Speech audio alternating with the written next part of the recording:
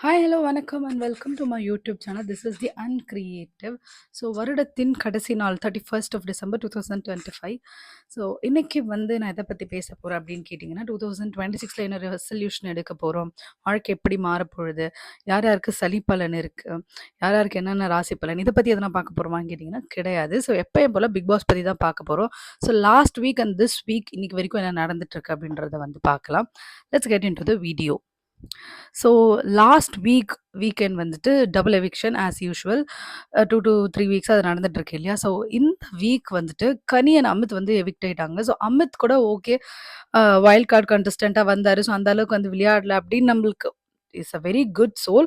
But game wise பார்க்கும்போது is not into the game அப்படின்னு நம்ம நினைக்கலாம். But Kani one of the top 5 கண்டஸ்டண்ட்டாக இருப்பாங்கன்னு எல்லாருமே எதிர்பார்க்கப்பட்டாங்க. ஈவன் கனி எவிக்ட் ஆனதுக்கு அப்புறமே வந்துட்டு வெளியில் எல்லாருமே வந்து it's an unfair eviction, it's an unfair eviction சொல்லிட்டு இருக்காங்க. இது மக்களின் முடிவு கிடையாது, it's an corporate decision. So lot of these things are going on. So Kani வெளியே போனது வந்து உள்ள இருக்க ஹவுஸ்மேட்ஸ் லைக் விக்ரமுக்குமே சரி, வெளில இருக்கவங்களுக்குமே சரி, ஃபீல்ஸ் வெரி அன்ஃபேர். அண்ட் பாரு அண்ட் கம்ருதீன் பிரேக்கப் பண்ணிட்டாங்களா? என்ன நடந்துட்டு இருக்கு அப்படின்னு பார்த்தீங்கன்னா, பாரு அண்ட் கம்ருதீன் 2 பேரோட ஃபேமிலி வந்து உள்ள வந்துட்டு போயிட்டதுக்கு அப்புறமே அவங்க 2 பேருடைய ஆக்டிவிட்டீஸ்மே வந்து மாறிடுச்சு. பிகாஸ் வெளியில இருந்து வந்து சொன்ன அட்வைசஸ் அப்படி. ஸோ இவங்க 2 பேரும், நீங்க 2 பேரும் ஒண்ணா இருக்கிறது உங்க 2 பேருக்குமே பிரச்சனையா இருக்குன்னு சொன்னோனே 2 பேருமே இது எப்படின்னா கழட்டி விடணும்னு சொல்லி ஸ்டார்ட் பண்ணிட்டாங்க. ஸோ கம்ருதீன் ஆஸ் யூஷுவல் எப்பயும் போல திருப்பி திருப்பி என்னோட பேட் டச் அந்த ப்ராப்ளம் எடுத்துட்டு வந்து again and again is trying to prove Paaru is in the wrong side. Of course like Paaru கிட்ட நிறைய ப்ராப்ளம்ஸ் இருக்கு, அவங்க நிறைய போய் சொல்லியிருக்காங்க, தப்பு பண்ணியிருக்காங்க. பட் இந்த விஷயத்துல வந்து திருப்பி திருப்பி பேசிட்டு இருக்கும்போது நம்ம மேல நம்மளே சாணி எடுத்து அடிச்சுக்கிற மாதிரின்னு கொஞ்சம் கூட தெரியாம again and again Kamarudhan is doing the same thing. And இந்த வீக் வந்து டிக்கெட் டு ஃபினாலே டாஸ்க் கூட வந்து ஸ்டார்ட் ஆயிடுச்சு. ஆக்சுவலி இந்த சீசன்ல வந்து ரொம்ப நாள் கழிச்சுட்டு இப்பதான் என்ன சொல்றது, பிசிக்கல் டாஸ்க்கே வந்து நிறைய வந்துட்டு இருக்கு. ஸோ எனக்கு பொறுத்த வரைக்கும் இந்த சீசன் அவ்வளோ பிசிக்கல் டாஸ்க்கே இல்லைன்னு தான் நான் சொல்லுவேன். பட் இதுதான் வந்துட்டு டிக்கெட் டு ஃபினாலே தான் நிறைய பிசிக்கல் டாஸ்க் கொடுத்துருக்காங்க. The first task it self is ஒரு கர்த்தருக்கு அந்த ஒரு இது பண்ணுவாங்கல்ல. ஸோ அந்த மாதிரி ஒரு இதில் வந்து நிற்கணும். அந்த ப்ளஸ் கிராஸ் மாதிரி ஒரு ஒரு இது இருக்குது, அதை வந்து பிடிச்சிட்டே நிற்கணும். ஸோ யார் வந்து ரொம்ப நேரம் நிற்கிறாங்களோ ஸோ அவங்களுக்கு 7 பாயிண்ட்ஸ் கிடைக்கும் அப்படின்ற மாதிரி.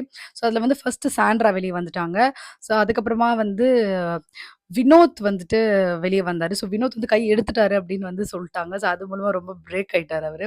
ஸோ அதுக்கப்புறமா விக்ரம், அதுக்கப்புறமா வந்து சபரி, அதுக்கப்புறமா கம்ருதீன், அதுக்கப்புறமா நடுவில் திவ்யா, அதுக்கப்புறமா லாஸ்ட்டாக 2 பேர் தான் இருந்தாங்க, அரோரா அண்ட் சுபிக்ஷா. ஸோ இவங்க 2 பேரும் 6 to 7 ஹவர்ஸ் கிட்ட வந்து நின்று இருந்தாங்க, which is very appreciable.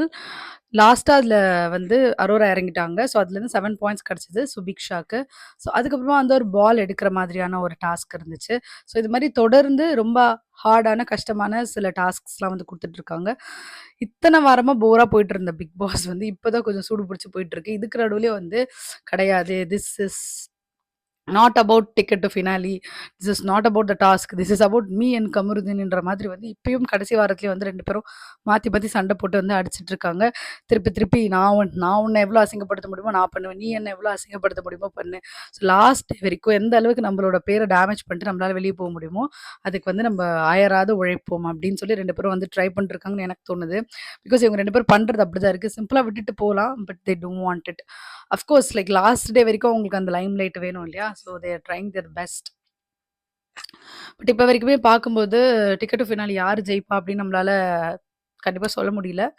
So இது வரைக்கும் டிக்கெட் டு ஃபினாலி ஜெயிச்சவங்க எல்லாருமே வந்துட்டு கடைசியாக டைட்டில் வின் பண்ணியிருக்காங்களான்னு கேட்டால் அப்படி கிடையாது. ஸோ டிக்கெட் டு ஃபினாலி ஜெயிச்சா தான் டைட்டில்னு கிடையாது.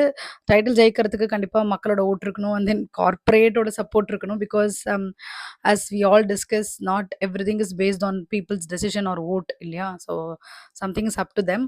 So we don't know who will win the game. But இப்போ வரைக்கும் எனக்கு தெரிஞ்சு இந்த டிக்கெட் டு ஃபினால் டாஸ்க் எனக்கு ரொம்ப பிடிச்சிருக்கு, சுவாரஸ்யமாக போயிட்டுருக்கு.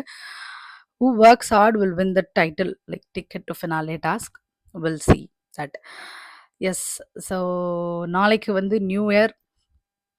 So advance happy new year for all viewers. என்னோடது ஒரு 100 பேர் தான் பார்க்குறீங்க. So for all this 100 people, very happy new year. Yes. We'll catch you in next video. Tada, bye bye.